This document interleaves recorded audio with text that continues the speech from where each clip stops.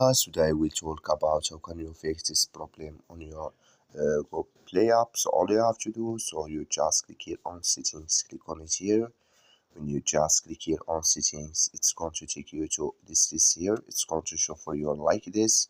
So then you go down, just keep going down here. Then it's going to show for you here apps. Click on it. Then here you're looking for go play app, or just click on search. Then here add it.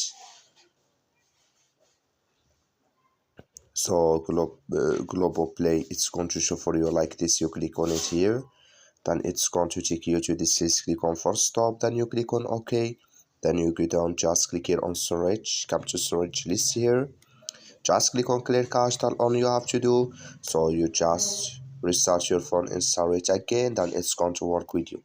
That's all you have to do. Thank you for watching. Don't forget to support us by liking, subscribe.